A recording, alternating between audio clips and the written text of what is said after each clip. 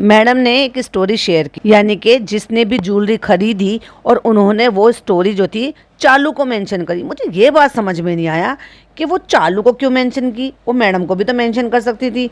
चालू की सब्सक्राइबर थी क्या, पता नहीं, कुछ झोल झाल है भाई, क्योंकि सेम स्टोरी चालू ने रीशेयर करी, फिर मैडम ने चालू की स्टोरी को रीशेयर किया। वैसे तो उसमें टैग था, उस स्टोरी में मैडम भी टैग थी, जनाब भी टैग थे, चालू भी टैग थी और लेबल भी टैग था, जो कि चालू ने रीशेयर किया हुआ था। वो जो उनके कई सारे अलग अलग टाइप के जो अलग अलग कलर के छोटे वाले बुंदे थे ना, तो मेरे ख्याल से शायद वही सबसे कम रेट के थे, आई थिंक 450 के अराउंड, और फिर टैक्स वैक्स लग के वो किसी भी हालत में 600 रुपए से कम के तो मिले नहीं होंगे, या मे बी शायद उससे ज्यादा ही मिला होगा, जो कि मैं ऑलरेडी आपको बता चुकी हूँ कि भाई इनके टैक्सेस जो है ना वो बहुत ज्यादा है और डिलीवरी चार्जेस भी बहुत ज्यादा। और वही सेम उसी टाइप का जो झुमका है वो मैडम ने भी पहना हुआ है, जो कि 9 घंटे पहले स्टोरी लगाई थी कि मैंने ये कलेक्शन अपलोड हो गया। ये नया वाला है, क्योंकि ये उस वेबसाइट पर तब नहीं था, अब ये बाद में उन्होंने जो अपलोड किए होंगे तब में होगा।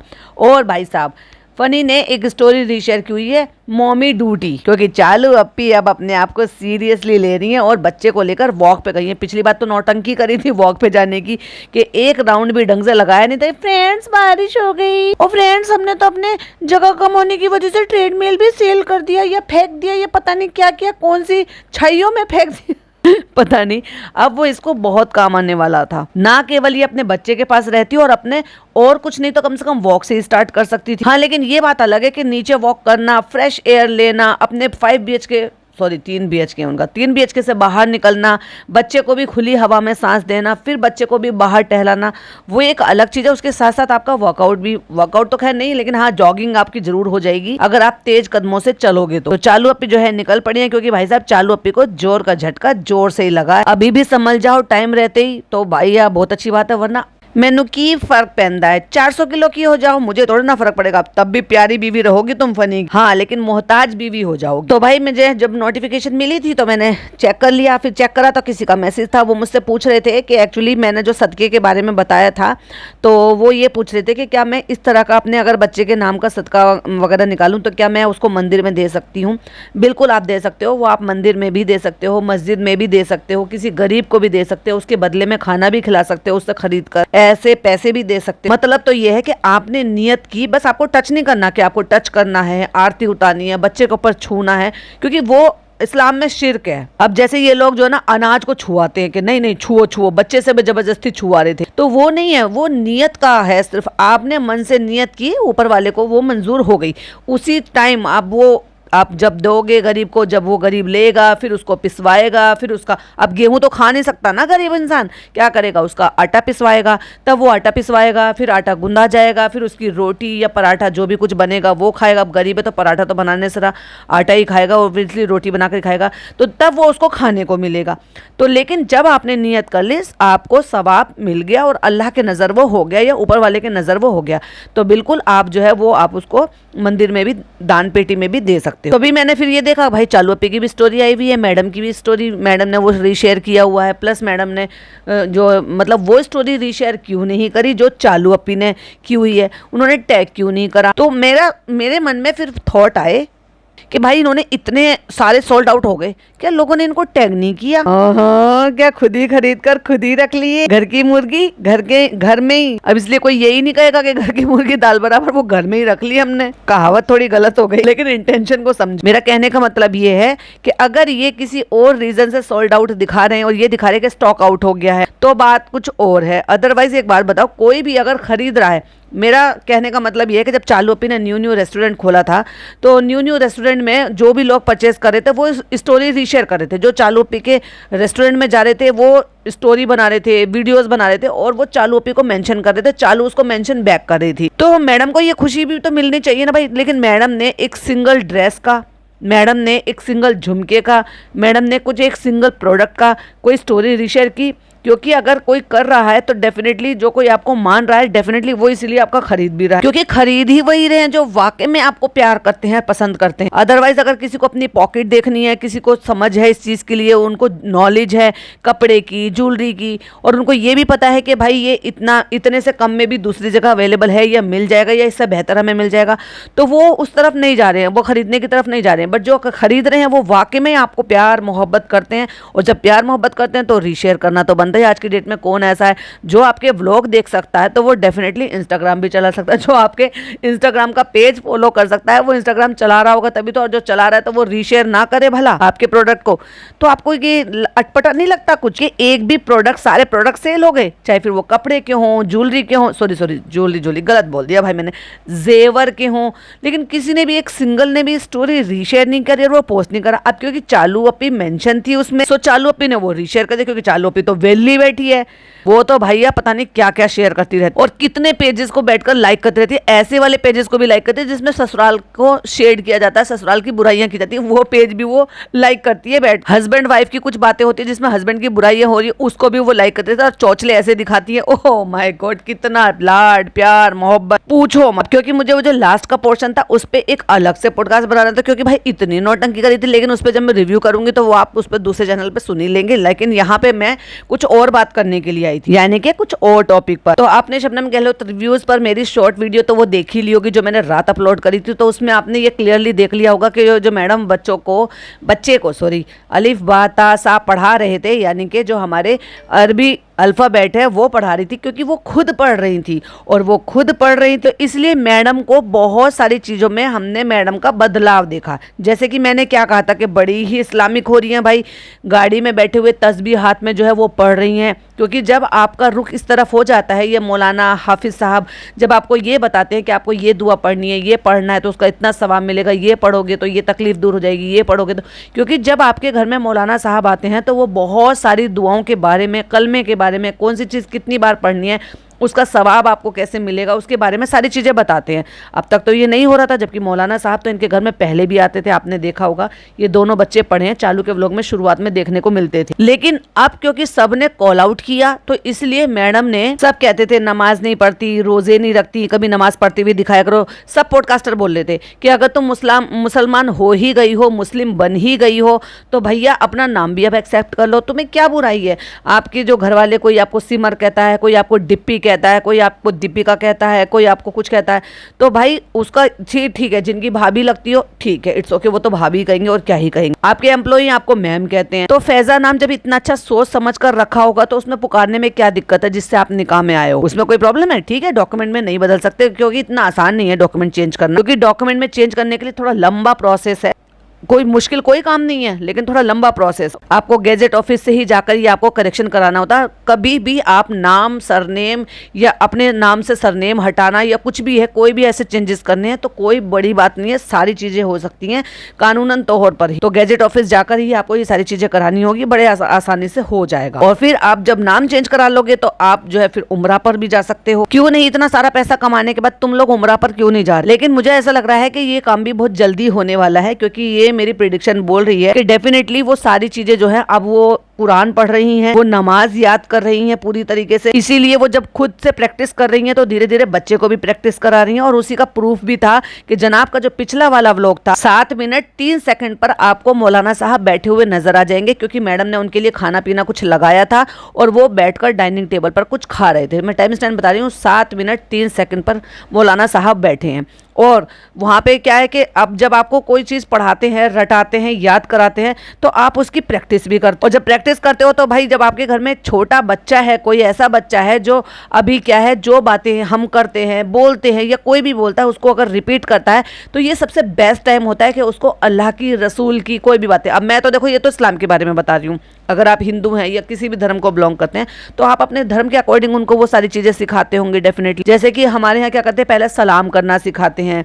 अभी क्या आजकल के ज़माना जो इतना ज़्यादा एडवांस हो गया है कि उनको ये सिखाते हैं ABC काउंटिंग, तो मैडम ने भी वही सिखाया। लेकिन क्योंकि मैडम को जब नहीं आता था, जब वो ABCD सिखा रहे थे और काउंटिंग पूरी सिखा रहे थे, आपको याद ही होगा, आप तो फॉलो करते ही हैं मैडम को, लेकिन मैं रिमाइंड करा रही हूँ। लेकिन जब मैडम ने खुद से पढ़ा और तब ये मैडम ने बच्चे को भी सिखाया, क्योंकि पहले बच्चों को सिखाने के लिए खुद को भी तो आना चाहिए। तो ये एक और प्रूफ था कि मैंने कहा कि ये पढ़ रही है, डेफिनेटली पढ़ रही है, और जिस लहजे से पढ़ रही थी तब मैंने कॉल आउट ये भी किया था, मे भी शायद हाफिज जी साहब, मौलाना साहब घर में आ रहे हैं, या फिर ये जो है ऑनलाइन क्लासेस जैसे ले रही हैं या फिर ये यूट्यूब से पढ़ रही है, क्योंकि यूट्यूब से भी बहुत सारे लोग पढ़ते हैं, बहुत सारे लोग सीखते हैं, बट क्या है ना, उनको बोलने का, उनके लहजे में थोड़ा सा फर्क हो जाता है। और वही तरीके से मैंने बोला भी था। लेकिन अब ये बात भी क्लियर हो गई थी जब रूहान दुआ कर रहा था, दम पड़ रहा था और हिल हिल कर वो कुर्सी पर बैठकर सबको दुआ दम कर रहा था, नानी को किया और वहां पे अपनी दादी का पचका भी कर दिया। तो इसलिए ये बात और भी ज्यादा कंफर्म हो गई थी। और मैंने कहा था, मैंने कहा डेफिनेटली इनके घर में कोई मौलाना साहब आते हैं और वो जो है वहाँ नमाज, जैसे कोई नमाज का टाइम हो जाता है तो वो नमाज भी अदा करते होंगे और उन्हीं को इन्होंने देखा है और वो दम भी कर देते होंगे पढ़कर, जैसे रूहान को कर देते होंगे कि भाई उन्होंने कुछ पढ़ा उसके बाद रूहान को दम कर दे। छोटे बच्चों को तो कर ही देते हैं मौलाना साहब, बड़ों को भी कर देते हैं। मैडम जैसे बीमार है, मैडम को भी जरूरत है, तो पढ़कर दम करना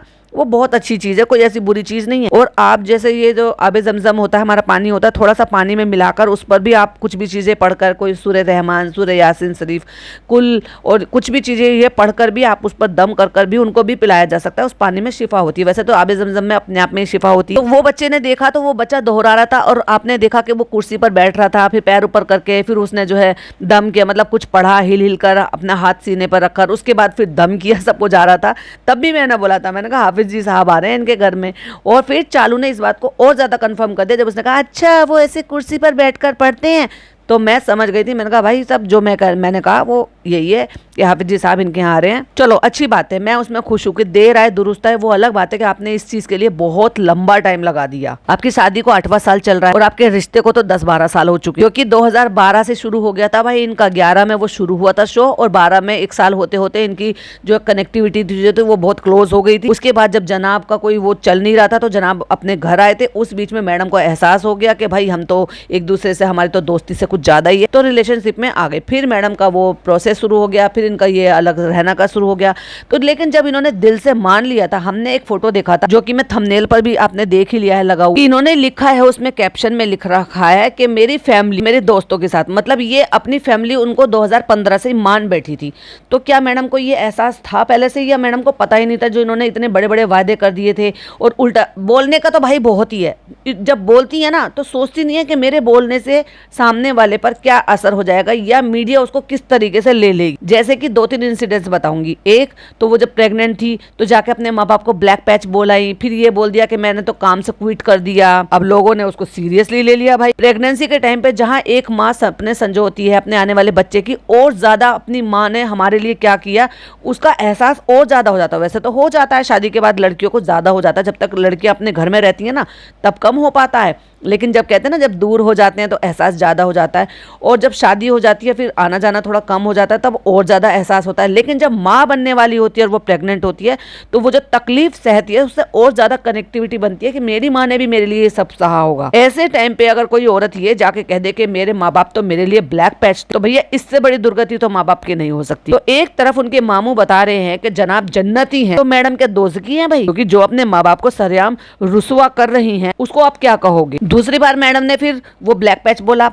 तीसरी बार अब भी जो रिसेंट ट्विटर पे इतना ट्रेंड चल रहा है, इतना ज़्यादा ट्रोलिंग हो रही है मैडम की कि मैडम ने मजाक उड़ाया था। मतलब मैडम ने अपनी शादी कर ली, कन्वर्ट होकर शादी कर ली। बहुत अच्छी बात है। हमें नहीं पता भाई इनका क्या हालात रहे होंगे, क्या जनाब ने शादी से इनकार कर दिया था कि जब तक तुम कन्वर्ट नहीं होगे तब तक शादी नहीं होगी, क्योंकि वो तो रजिस्टर मैरिज भी आजकल ऐसे हो जाती है कि आप अपना धर्म में भी शादी कर सकते हो, आपको धर्म चेंज करने की जरूरत नहीं होती। लेकिन यहाँ जनाब ने प्रायोरिटी दिखाई है कि नहीं इस्लाम में आना है। तो देखो भाई ये देखा जाए तो एक तरीके से स्वभाव होता है इस्लाम में कि चाहे प्यार में ही सही, चाहे कोई, लेकिन दिल से, अपने दिल से, जबरदस्ती से और फोर्सफुली नहीं। अगर आप दिल से इस्लाम में आना चाहते हो तो उसका बहुत सवाब है कि अगर किसी की वजह से आप इस्लाम कबूल कर रहे हो। बट हमने तो यहाँ पर देखा ही नहीं इस चीज के लिए कि इतने टाइम से मैडम प्यार में थी, मतलब रिश्ते में थी, है ना। तो उस बीच में उन्होंने कौन सा धर्म निभाया शादी से पहले हमने नहीं देखा। लेकिन हाँ, जो पेपराजी की कुछ वीडियो थी, जैसे सास बहू और साजिश, इस तरह की कुछ वीडियो इनकी शादी से पहले बाहर आई थी, तो उसमें डेफिनेटली इनको वहां पर बैठे हुए देखा गया था। लेकिन उस टाइम पर वो दुआ नहीं मांगती थी हाथ उठाकर, तो उस पर भी चर्चाएं होती थी कि वो बैठी हुई है लेकिन वो कभी दुआ नहीं मांगती। लोगों ने कॉल आउट भी किया था शुरू में, जब लोग इनको क्रिटिसाइज करना शुरू किए थे, जब ये व्लॉगिंग में आए थे और इन्होंने पहले रमजान और ये सब दिखाना शुरू किया। लेकिन बाद में चीजें फिर और बदलती चली गई, यानी कि मैडम और डीपली जाती जाती थी, लेकिन लोगों ने इतना कॉल आउट किया कि अगर आप जब कन्वर्ट हो गए किसी को कोई भी दिक्कत नहीं है, फिर चाहे वो हिंदू हो या मुस्लिम हो, इनके जो भी पॉडकास्टर पॉडकास्ट बना रहे हैं, रिएक्शन चैनल वाले रिएक्शन दे रहे हैं, या इनको जो भी क्रिटिसाइज कर रहे हैं, या रेडिटर्स इनको क्रिटिसाइज कर रहे हैं, या इनके कमेंट बॉक्स में इनको क्रिटिसाइज कर रहे हैं, तो उनमें से किसी को भी एक रत्ती भर प्रॉब्लम नहीं है कि अगर ये इस्लाम में चले गए हैं तो कम से कम उस धर्म को तो सही से निभाएं। वो अलग बात है कि भाई मैडम ने एक धर्म चेंज किया फिर दूसरा धर्म चेंज किया, तो वो एक अलग चीज, बट कम से कम जिसमें भी जाओ उसमें लॉयल तो रहो, उसको निभाओ तो सही। उसको निभाने में इतने साल लगा दिए मैडम। मेन मुद्दा ये है, और हिली तब से है ये। मैंने पहले भी कहा था कि जब ये गाड़ी में बैठे हुए पहली बार देखा, जब जनाब की रिपोर्ट्स कुछ ऊपर नीचे आई थी, तब हमने ज्यादा देखा कि भाई ये ज्यादा इस्लाम में ज्यादा हुई है, इस्लामिक ज्यादा हो गई। तो हमें ये तस्बीह हाथ में जो काउंटर होता है वो पढ़ती हुई नजर। फिर उसी के टाइम पे जब वो बैंड बांधे थे, फ्रेंडशिप बैंड का चक्कर चल रहा था और नान ने फ्रेंडशिप बैंड बांध रहा था और ये बैठी हुई कुछ पढ़ रही थी, कुछ कर रही थी, और इन्होंने नमाज की तरह से दुपट्टा लपेटा हुआ था, तब हमें नजर आई। और हम भी सब कॉल आउट कर रहे थे कि क्या जनाब की रिपोर्ट्स इतनी खराब आई है कि मैडम जो है कहते हैं ना, जब इंसान परेशान होता है या कोई किसी भी बहुत बड़ी मुसीबत में या कोई बहुत बड़ी तकलीफ में घिर जाता है, तो सिवाय ऊपर वाले के अलावा और कोई रास्ता नहीं दिखा सकता, और उसी के रास्ते पे जाना भी चाहिए और उसी से मांगना चाहिए, उसी से गुहार लगानी चाहिए, फिर चाहे वो कोई भी धर्म हो, कोई जिस भी धर्म को जो भी मानते हो। तो उस टाइम मैंने तब भी कॉल आउट किया था, ये बोला था कि मुझे ऐसा लग रहा है कि क्या जनाब की रिपोर्ट्स ज्यादा प्रॉब्लमेटिक है, क्या ज्यादा प्रॉब्लम हो गई है क्या, जो इतनी इस तरीके से एकदम से चेंज हो गई। क्योंकि इससे पहले 1-2 महीने पहले जब मैडम का इतनी बड़ी बीमारी का सुनने को मिला, उस टाइम हमने मैडम का ये बिहेवियर, ये चेंज नहीं देखा। ऑपरेशन हुआ, सब चीज ठीक हो गई, बाय गॉड ग्रेस वो ठीक भी हो गई और रिकवरी पे भी है। अभी जो ट्रीटमेंट चल रहा है उसमें भी बाय गॉड ग्रेस वो ठीक है और धीरे धीरे इंशाल्लाह पार कर जाएंगी, उससे भी बाहर निकल जाएंगी। पर हमने वो बदलाव तब नहीं देखा, क्योंकि जब अपने पर इतनी बड़ी बीमारी का उसका नाम ही इतना बड़ा है, तब ये बदलाव नहीं देखा, लेकिन हमने ये बाद में देखा। तो अब चलो, मैं फिर भी यही कहूंगी, ये देर आए दुरुस्त। लेकिन ये चीज इन्होंने अपने उसमें नहीं बताई है, एक बार भी कंफर्म नहीं किया। अब वैसे तो छोटी छोटी सी चीज़ों को, हर चीज़ को ये कंटेंट बना देते हैं। अब दूर मत जाओ, मतलब पापा ने ये कह दिया, वो अलग बात है कि जब जनाब उस कमरे में नहीं थे, पापा ने उस बात को बोल दिया, क्योंकि ये बात उनके मामू ने बोली है कि भाईजान ने कहा है कि मेरा शानू तो जन्नती है। मतलब वो ये कहना चाह रहे थे कि उसने अपने माँ बाप के लिए इतना कुछ करा है कि मेरा शानू तो जन्नती है, और ये बात के लिए रिकॉर्ड करने के लिए कैमरा लेकर पहुंच। तो ये तो सेल्फ ऑब्सेशन वाली बात हो गई ना। अरे कुछ भी चीजें कुछ तो प्राइवेट रखो। तुम्हारे पापा तुम्हारे बारे में क्या सोचते हैं या तुम्हारे बारे में क्या फीलिंग रखते हैं या कितना प्राउड फील करते हैं, ये चीज अब अपने लिए होनी चाहिए। क्या वो भी मोनेटाइज कर लेनी चाहिए? दूसरों को वैलिडेशन दे रहे होगे कि मैं बहुत अच्छा बेटा हूं, देखो मेरे माँ बाप क्या कहते हैं। और इन्हीं मुद्दों पे अगर बात की जाए कि हर जगह में हर चीज में कैमरा लेकर चला जाते हैं, रिश्तों की बड़ी आज इनके घर में ये जनाब आ गए, जनाब के मतलब मामू आ गए, तो भाई साहब वीआईपी मेहमान आ गए, ठीक है, चलो वीआईपी ना मानो, ये मानो कि भाई इनके मामू आ गए। कितनी तवज्जो दे रहे कि ना केवल उनको रिसीव करने के लिए गए, ना केवल अपने बेटे का कमरा खाली करा, ना केवल उनके साथ घूमना फिरना सब कुछ कर रहे हैं, शॉपिंग कराकर उनको लेकर आए हैं। तब ये मामू, जो तुम्हारी बीवी इतनी ज्यादा बीमार थी कि मतलब दुनिया के कोई भी कोने में अगर कोई होता ना तो भी वो मिलने के लिए चला जाता, जो इतनी बड़ी बीमारी सुनकर, ये छोटी बीमारी नहीं है मैडम जिसको इन्होंने इतने हल्के में ले लिया था, उसको हल्का समझ लिया था। ये बहुत बड़ी बीमारी है, इसमें लोग पता नहीं कौन कौन से दूर दूर के रिश्तेदार तक भी देखने सुनने मिलने के लिए आ जाते हैं, और बहुत बड़ा दुख भी है ये। भाई या तो यही हो सकता है कि भाई इनकी नजरों में वो बहुत बड़ा नहीं है और रिश्तेदारों की नजरों में भी वो बहुत बड़ा नहीं, तो यही रिश्तेदार जब आज रहने के लिए आ गए, ये रिश्तेदार तब मिलने के लिए क्यों नहीं आए? जैसे कि मैंने पहले भी एग्जाम्पल दिया था कि जब कोई घर में ऐसी हारी बीमारी तकलीफ ऐसी कोई चीज हो जाती है, तो कितने भी अनबन हुए हुए रिश्ते होते हैं ना, वो सामाजिक तौर पर पीछे हो रह जाते हैं। वो इमोशन जो अपनों के अपनों की तकलीफ देखकर सामने आ जाता है ना, वो इमोशन पहले प्रायोरिटी रखते हैं। जैसे कि मैंने एग्जाम्पल दिया था मेरे दोनों अंकल का, कि उनके 15 साल से लड़ाई झगड़े चल रहे थे, लेकिन जैसे ही मेरे बड़े वाले अंकल को हार्ट अटैक आया था, तो जो छोटे वाले जो अंकल थे वो फट से सारी दुनिया की सब चीजें छोड़ छाड़ के वो भाई भाई फिर एक हो गए। और ऐसे हुए कि विद इन 1 वीक जब वो घर आए थे डिस्चार्ज होकर, तो ऐसा लग रहा था कि मानो इनमें 15 साल से कोई बात ही नहीं थी, मतलब इनका कोई कभी लड़ाई झगड़ा हुआ ही नहीं था। ये ऐसी चीजें होती हैं, तो इनको वैलिडेशन चाहिए था कि इनके 6 मामू हैं। चलो ददियाल वाले को तो ये एंट्री नहीं देते, पर मामू लोगों को तो एंट्री देते हैं। क्यों नहीं आए कोई भी? क्यों नहीं किसी ने ये सिंपैथी जताई? क्यों नहीं किसी ने ये भी बताया? इवन ऐसी बीमारी में इन सब चीज़ों में दबी आवाज़ में, रुकैया भी दबी आवाज़ में बोल रही थी कि उनके लिए दुआ करना खुलकर, तो वो तब बोली है जब चालू ने उसको वैलिडेट कर दिया है कि हाँ तू अब हमारे बारे में जिक्र कर सकती है और हमारी व्लॉगिंग भी कर सकती है और हमारे को छाप भी सकती है अपने चैनल पर, वरना वो भी दबी आवाज में कर रही थी। और जैसे ये सारी चीजों की वैलिडेशन उसको मिल गया, धीरे धीरे देख लो, हो सकता है अब अम्मा को भी प्रायोरिटी मिल जाए कि तुम जब वहां मुदाहा जाओ तो थोड़ी बहुत क्लिपिंग आप उसको दे देना। तो ये रिश्तेदारी, ये अच्छे रिश्ते, ये निभाने वाली बातें, ये ज्ञान बांटने वाली बातें, ये तुम लोगों में प्रॉपर 100% क्यों नहीं दिखाई देती? आम लोगों की तरह से, जो आम लोग होते हैं, जो गरीब लोग होते हैं, मिडिल क्लास लोग होते हैं, लोअर मिडिल क्लास होते हैं, अपर क्लास होते हैं, अपर मिडिल क्लास होते हैं, सब में ये रिश्तेदारी और ये भावनाएं होती हैं। इनकी फैमिली बिल्कुल अलग है, लेकिन ज्ञान ये बराबर बांटते हैं भाई, हर चीज में बराबर का ज्ञान बांट। लेकिन बात ये है कि इस बीच में यही वाले मामू जिनको इतनी प्रायोरिटी दी जा रही थी, तो ये तब क्यों नहीं आए जब मैडम इतनी ज्यादा बीमार थी? कभी वीडियो कॉल पर नहीं, कभी कॉल पर नहीं, कभी कुछ बताया नहीं, कभी अभी वापस भी आए हैं तो इस टॉपिक पर एक बार भी हमने जिक्र करते भी नहीं सुना भाई इनको। चलो ददिहाल वालों को तो छोड़ ही दो, लेकिन इनके मामू लोगों से तो बहुत अच्छे रिश्ते थे ना। चालू की शादी से पहले गए थे तो उनके पास हंसी मजाक ठिठोली, उनके लिए चाय बना रहे थे, पूरे आंगन में घेर के बैठे थे पूरे कुनबे के साथ। फिर चालू की शादी करने के लिए गए तो सब काम वाम सब उनसे कराया, खूब अच्छे से उनका फायदा उठाया। ये तो वही वाली बात हो गई कि उनका फायदा उठा के उनको किक कर दिया। चलो माना कि कुछ भी अनबन हो, अब ये तो यहाँ पर आए नहीं होंगे लड़ाई झगड़ा करने के लिए, ना ही ये वहां पर गए हैं मुदाहा लड़ाई झगड़ा करने के लिए। तो जो भी बात हुई होगी, कहा सुनी हुई होगी, अनबन हुई होगी, वो मोबाइल पर ही तो हुई होगी। तो क्या वो अनबन इतनी बड़ी हो गई थी कि भाई ये मैडम इतनी बीमार थी तो उनकी पूछ कछ करने के लिए, वो सारी चीजें करने के लिए, मतलब उनसे वो बुलाया नहीं जा सकता था, वो जो भी अनबन हुई होगी। और एक और चीज वेरी इंपॉर्टेंट नोटिस करने वाली, मैडम की मम्मी फ्रेम से आउट हो गई हैं। कहाँ गई हैं, कैसी हैं, ठीक हैं, नहीं है, कुछ भी नहीं बताया। नया सोफा आया, अम्मी से रिव्यू लिया कि कैसा लग रहा है, कैसा लग रहा है। अम्मी ने तारीफ कर दी भर भर के। मम्मी से क्यों नहीं रिव्यू लिए, मम्मी को क्यों नहीं पूछा? और अगर आपको लग रहा है कि मम्मी यहाँ पर नहीं है, मम्मी कहीं गई हुई है, तो नहीं, मम्मी कहीं पर भी नहीं गई हुई है। पहले वाले व्लॉग में, 2 व्लॉग पहले की बात कर रही हूँ मैं, यानी कि 4 दिन पहले जो व्लॉग आया था, उसमें मैडम ने अपने जेवर सेल आउट किए, उनको पहले ऑर्डर मिले, उनके सारा सोल्ड आउट हो गया, बड़ी खुशी हुई। उस खुशी में आपकी मम्मी जी शामिल क्यों नहीं थी?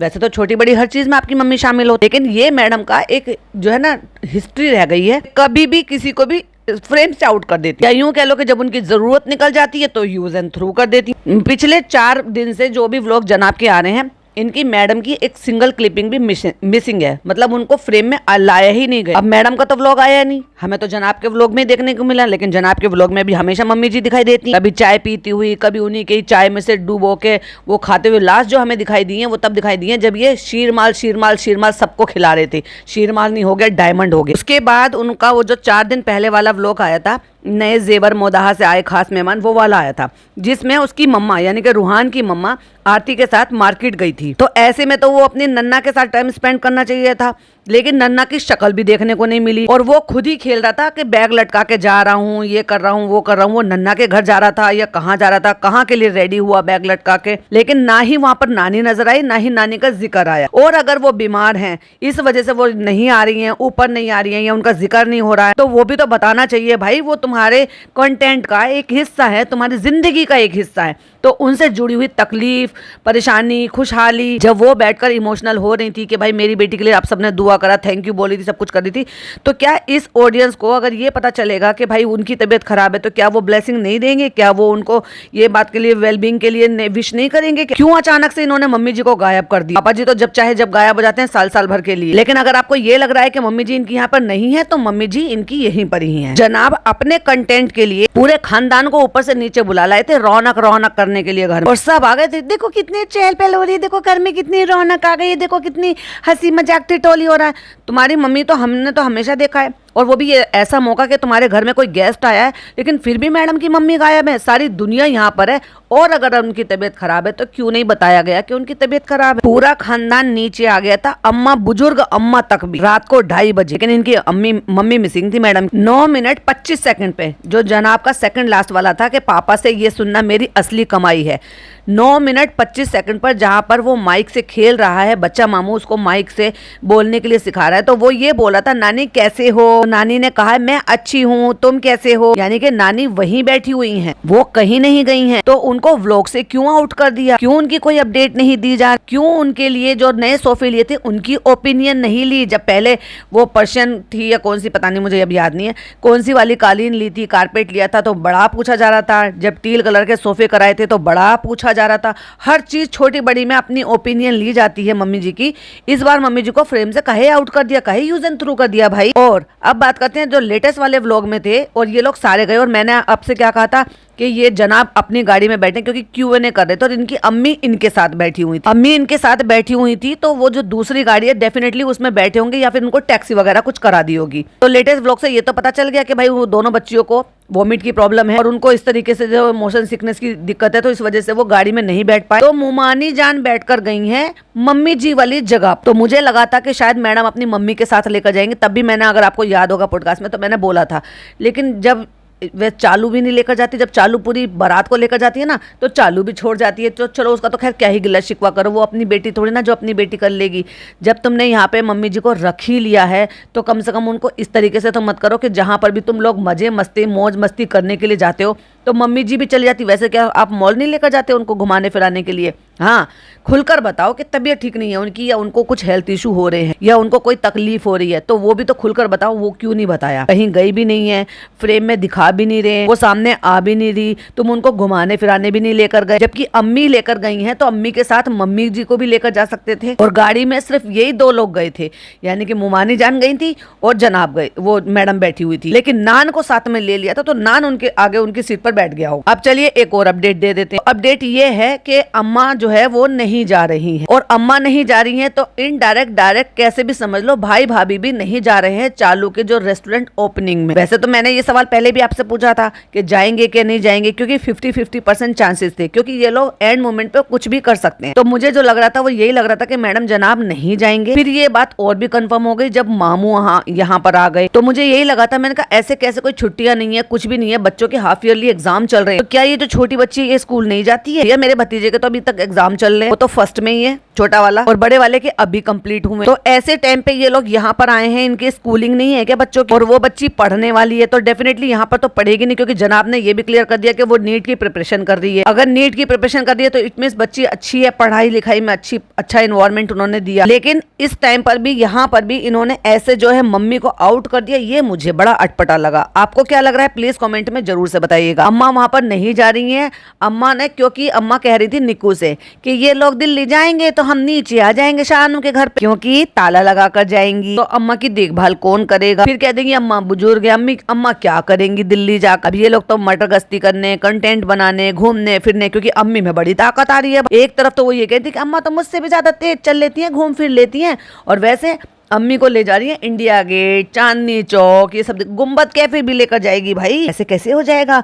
कि अम्मी को इतना शौक है, पिज्जा को इतना शौक है और वो गुम्बद कैफे ना लेकर जाएगी इन बच्चों को? नान तो हो आया था जनाब मैडम के साथ, लेकिन पिज्जा तो नहीं गई थी ना। अम्मा रहेंगी शानू बेटा के घर। जब वो शानू बेटा के घर में रहेंगी तो आपको क्या लगता है कि शानू बेटी की शानी वाइफ जो वो क्या वहां पर जाएंगे? कमेंट में जरूर से और मैडम अपनी मम्मी को क्यों नहीं दिखा रही है, उनके साथ क्या हालात हैं, वो भी जरूर से बताइएगा कि आपका क्या कहना है। चलिए वीडियो पसंद आए तो लाइक शेयर कीजिएगा, चैनल पे पहली बार आए तो सब्सक्राइब कीजिएगा। फिर मिलती हूँ एक और नई वीडियो के साथ। टिल देन बाय बाय, अल्लाह हाफिज़, टेक